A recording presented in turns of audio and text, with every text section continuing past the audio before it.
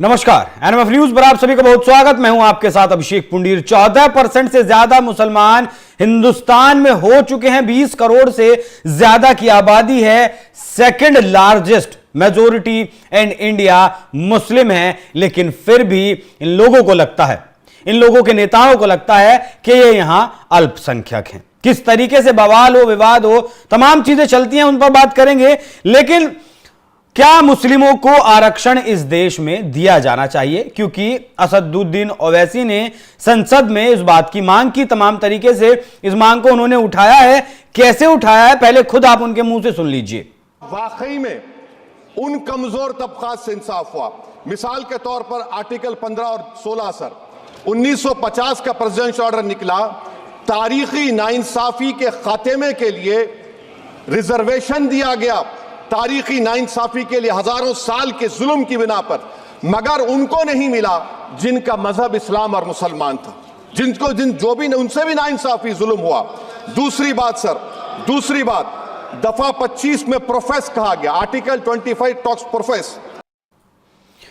इस खबर पर ज्यादा चर्चा करने के लिए, खबर को बारीकी से समझाने के लिए मेरे साथ मौजूद है हमारे वरिष्ठ सहयोगी पंकज प्रसून। सर, अगर मिलना चाहिए मुस्लिमों को इस देश में आरक्षण, तो क्यों मिलना चाहिए? मैं पहले ओवैसी साहब की बात पर नहीं जाऊंगा। अगर इस देश में मुस्लिमों को आरक्षण मिले तो क्यों मिले? देखिए, सबसे बड़ी बात में संविधान ने साफ साफ ये कहा है कि धर्म के आधार पर आरक्षण नहीं हो सकता। और ये काफी बहस के बाद, काफी तर्कों के बाद, जिसमें बाबा साहब भीमराव अंबेडकर भी शामिल हुए थे, ये मुंशी साहब भी शामिल हुए थे उस बहस में। सब कुछ बहस मतलब काफी सोच विचार करने के बाद ये तय किया गया था कि इस देश में धर्म के नाम पे आरक्षण नहीं होगा। और इसके पीछे एक कारण था। आपको पता है कि आपको कि या दर्शकों को भी पता है कि धर्म के नाम पे इस देश का बंटवारा हो गया था। और उस बंटवारे की बुनियाद ही यही थी कि जो मुस्लिमों का होगा वो पाकिस्तान होगा, और जो हिंदुओं का होगा या फिर सिखों का होगा या जैन का होगा, बौद्ध का होगा, वो हिंदुस्तान होगा। यही आधार था ना बंटवारे का जी। और ये बंटवारा इस्लामिक आधार पे किया गया था, धर्म के आधार पे नहीं किया गया था। एक तो बहुत गलत फहमी है इस देश के लोगों को कि देश का बंटवारा धार्मिक आधार पे होता। अगर धार्मिक आधार पे होता तो सिखों के लिए अलग देश होता, बौद्धों के लिए अलग देश होता, जैनों के लिए अलग देश होता। लेकिन इस देश में सिर्फ मुसलमान अलग, मुसलमानों ने यह फैसला कि वो अलग रहेंगे, बाकी सभी धर्मों ने यह फैसला कि हम एक साथ रहेंगे। तो इसलिए बाकी सभी धर्मों को अलग अलग रियायतें दी गई। लेकिन चूंकि आपने फैसला कर लिया था कि भारत के साथ नहीं रहना है, आपका एक अलग मुल्क होगा, तो आपको वहां पे सब कुछ है। अब यहां क्यों चाहिए? अच्छा, दो भाइयों में जब बंटवारा होता है अभिषेक, मान लिया कि मैं और आप भाई हैं, हम दोनों ने आपस में बंटवारा कर लिया जी। आप अपनी संपत्ति लेके हट गए, मैं अपनी संपत्ति लेके हट गया। फिर आप आओ ये कहने कि मैं रहूंगा तो आप ही की संपत्ति पर, वो तो मेरा अलग हो गया। अब यहां भी मुझे ये चाहिए, इसमें भी अब हिस्सा चाहिए जी। आपको कैसा लगेगा? जो महत्वपूर्ण बात है वो ये मैं बताना चाहता। ऑफ कोर्स ऐसा होता ही नहीं है कि जो बंटवारा हो गया तो हो गया। और मुसलमानों ने ही अपने लिए अलग मुल्क की मांग की थी। इस देश के बाकी धर्म के लोगों ने तो कभी नहीं कहा था कि उन्हें अलग मुल्क चाहिए जी। दूसरी और महत्वपूर्ण बात अभिषेक जी, कि मुसलमानों का यह दावा है कि जो इस्लाम में कोई भेदभाव नहीं होता। मतलब वहां बहुत शानदार किताब है कुरान, अल्लाह सबसे महान है, हम सब एक साथ बैठकर नमाज पढ़ते हैं, एक ही थाली में खाते हैं, चाहे तुर्क हो, सैयद हो, जुलाहे हो, दुनिया हो, हमें आपस में शादी ब्याह भी करते हैं। जब मुसलमानों में किस तरह का भेदभाव है ही नहीं, तो फिर काहे का आरक्षण? आरक्षण तो भेदभाव के खिलाफ है ना। जैसे ही आप इस्लाम अपना लेते हैं तो इसका मतलब आपके साथ कोई भेदभाव नहीं हुआ, तो फिर क्यों चाहिए आरक्षण? अब आते हैं ओवैसी साहब के बयान। ओवैसी साहब सिर्फ रिजर्वेशन नहीं चाह रहे, आपने ध्यान से उनकी बातें नहीं सुनी। वो चाहते हैं कि मुसलमानों को एससी शेड्यूल कास्ट के दायरे में ही आरक्षण मिले, एससी आरक्षण मिले। ओबीसी तो कई राज्यों में मिल ही रहा है। ये ओबीसी आरक्षण से संतुष्ट नहीं है, इन्हें अनुसूचित जाति को मिलने वाले आरक्षण में अपनी हिस्सेदारी चाहिए। और वो तरह तरह के तर्क देते हैं। और उनका तर्क यह है कि जो दलित थे वही ज्यादातर मुसलमान बने हैं, इसलिए हम भी दलित ही हैं और मुसलमानों को, या मुसलमानों में जो दलित है उनको आरक्षण दिया जाए दलितों के अंदर। यही उनका तर्क है ना। लेकिन इस देश के लोगों को समझने की जरूरत है कि एससी आरक्षण क्यों मिला, कब मिला और कैसे मिला, और मुसलमानों को क्यों नहीं मिल सकता। जब तक आप इतिहास नहीं समझेंगे इस तरह के बकवास में फंसते जाएंगे जी। मुसलमानों ने अपने लिए अलग इलेक्टोरल क्षेत्र मांगे थे, उनको मिल गया। दलितों ने इस देश में बाकी हिंदुओं के साथ रहना स्वीकार किया था, इसलिए उन्हें कहा गया था कि जहां दलित ज्यादा होंगे या जहां उनकी स्थिति ऐसी होगी वहां पे आपको हम लोग स्पेशल प्रोविजन देंगे कि वहां से दलित खड़े हो सकते हैं। मुसलमानों के साथ ऐसी कोई घटना नहीं हुई थी। मुसलमानों का दावा यह है कि उन्होंने 800 साल तक इस देश पे राज किया। सारे हमारे जो मुगल थे हमारे फोर फादर थे। भाई जब आपने राज किया तो आपके साथ अन्याय कहां हुआ? आप तो राज करने वाले हो ना। निजाम का खजाना ओवैसी के खानदान के पास था ना, फिर इसे क्यों चाहिए वही दलितों में रिजर्वेशन? ये दरअसल ओबीसी के हिस्से का रिजर्वेशन तो इन्होंने ले लिया, अब दलितों के हिस्से में हकमारी का इरादा है इनका। ये जय भीम कह कह कर दरअसल ये उनको जो मिला हुआ आरक्षण उसमें ये हक चाहते हैं और दलितों का हक मारना चाहते हैं। इनको ओबीसी में भी आरक्षण चाहिए, दलितों वाले कैटेगरी में आरक्षण चाहिए। कल को कोई बोल देगा कि ये पहले आदिवासी थे अब मुसलमान बन गए इसलिए आदिवासियों वाले में एसटी में भी रिजर्वेशन चाहिए। सब आप ही को चाहिए। और अलग देश क्यों लिया था फिर? क्यों? जब सारा हिस्सा यही चाहिए था तो उसको किसने बनाया था? ये आरक्षण की मांग, एससी आरक्षण की मांग नहीं है या पहले से भी उठती आई है? नहीं, बीच बीच में इस तरह का बकवास करते रहते हैं। ये ओवैसी साहब भी करते हैं और लोग भी करते हैं।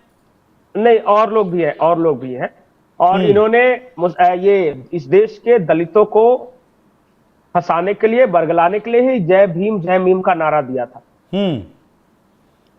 और सेकंड लार्जेस्ट मेजोरिटी ये माइनॉरिटी कैसे हो सकती है?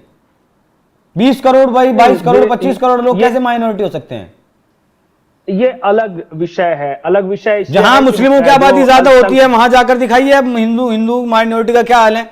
कल मैं संभल में था पंकज जी, कल मैं संभल में था, जो 46 साल पुराना मंदिर जो मिला जिसका ताला खुला, वहां जब वो ताला लगा, मतलब 46 साल पहले 1978 में लगभग 100 परिवार रहते थे हिंदुओं के, लेकिन देखते ही देखते वो 4 दिन में वहां से गायब हो गए। क्यों? ऐसे लोग कैसे माइनॉरिटी हो सकते हैं? नहीं, उसमें ये होना चाहिए और बहुत सारे लोग मांग भी कर रहे हैं कि सरकारी योजनाओं का जो फायदा मिलता है किस आधार पर मिलता है? वो जिला स्तर पर मिलता है। डीएम साहब ही कई योजनाओं का फायदा देते हैं ना, तो जिला स्तर पे इसकी व्यवस्था की जाए। जिस जिले में जिसकी संख्या कम है वो वहां अल्पसंख्यक है। अब ऐसा तो हो नहीं सकता कि कश्मीर में सिर्फ मुसलमान ही मुसलमान है फिर भी उन्हें अल्पसंख्यक कहा जा रहा हो, क्योंकि दूसरे तो कोई है बचे नहीं, फिर भी वहां मुसलमान अल्पसंख्यक है। इस देश में जितने जिले हैं, मैं एग्जैक्ट आंकड़े नहीं पता मुझे, लेकिन कहा जा रहा है करीब 200 जिले ऐसे हैं जहां मुसलमान बहुसंख्यक हो गए। हाँ, तकरीबन 800 जिले हैं देश में और 800 में से 200 जिलों में अगर आप बहुसंख्यक हो गए उसके बावजूद भी कैसे माइनॉरिटी कहा जाए? और वहां पे भी ये अल्पसंख्यक है, जबकि सारा दादागिरी इनकी है, सारा इनका चलता है, पर ये सताते ये हैं, लेकिन पीड़ित होने का सारा लाभ इन्हें ही मिलता है। और कई राज्य मान लिया कि जिला स्तर पर न कर सके, आपत्ति हो जाएगी तो राज्य स्तर पर कर लीजिए कि जिन जिन राज्यों में अगर मान लिया कि मुसलमानों की संख्या ज्यादा है, लक्षद्वीप में ज्यादा है, कश्मीर में ज्यादा है, या फिर जहां पे ईसाइयों की संख्या ज्यादा है नॉर्थ ईस्ट के कई राज्य में, वहां ईसाई बहुसंख्यक मान लिए जाए, जो कम संख्या में। यह कैसा नियम है कि इस देश में सिर्फ हिंदू ही बहुसंख्यक होगा, चाहे वो एक की संख्या में क्यों ना किसी राज्य में मौजूद हो, वो अकेला है फिर भी वो बहुसंख्यक है। ये कौन सा क्राइटेरिया है भाई? चलिए, ये तो माइनॉरिटी मेजॉरिटी की बात तो ठीक है, लेकिन ओवैसी साहब असल में बस कंक्लूड करके बताइएगा 2 लाइन में, चाहते क्या हैं? ओवैसी साहब चाहते हैं कि दलितों को मिलने वाला आरक्षण मुसलमानों को भी मिल जाए, उसी कैटेगरी में इन्हें शामिल कर लिया जाए, बांट दें उसका आरक्षण को। सरकारी नहीं, और नहीं हिस्सा, मान लिया कि अगर 100 सीट का वैकेंसी निकला, 10 एससी के लिए रिजर्व है, तो एससी में मुसलमान भी शामिल रहेगा, तो 4-5 तो मुसलमान कब्जा में हो ही जाएगा। जो दलितों को जो 10 मिलने वाला है तो 5 ही मिलेगा ना बचाओ। अच्छा पंकज जी, एक चीज का जिक्र करना भूल गए कि सच्चर कमेटी की जो रिपोर्ट है उसके आधार पर कि दलितों से भी ज्यादा बदतर जो है स्थिति है मुसलमानों की, क्यों है वो? नहीं, देखिए, इन्होंने तो बेहतर जिंदगी की तलाश में ही इस्लाम अपनाया था ना। और सच्चर कमेटी की सिफारिशें ये भी कहती है कि सिर्फ 15 लाख ऐसे दलित थे जो मुसलमान में कन्वर्ट हुए। इस देश में अगर 24 करोड़ मुसलमानों की आबादी है या 20 करोड़ आबादी है, तो सिर्फ 15 लाख थे। तो ये कन्वर्टेड के लिए मांग रहे हैं, सारे मुसलमानों के लिए मांग रहे हैं? नहीं, ये कह रहे हैं कि हमारे में मुसलमानों में कुछ जातियां ऐसी हैं जो दलित हैं, उन्हें दलितों में शामिल कर लिया जाए। भाई, अच्छा, जब मुसलमान अभी तो कहते हैं आप जातिवाद नहीं है हमारे यहाँ। यही तो कहना है कि जब ये जाति होती ही नहीं है, आपके यहाँ भेदभाव होता ही नहीं है, फिर मुसलमानों में काहे का दलित मुसलमान, ओबीसी मुसलमान? चलिए, दुकान चलाने का एक नया रास्ता है बस। अब दुकान में सामान नहीं बचा है कुछ, तो मुस्लिमों को पुश तो करना ही आगे, वोट किस आधार पर देंगे, मुद्दे तो बचे नहीं है, इसीलिए शायद अब आरक्षण का राग ओवैसी साहब ने छेड़ा है। तो पंकज जी, बहुत बहुत धन्यवाद आपका इस खबर पर चर्चा करने के लिए।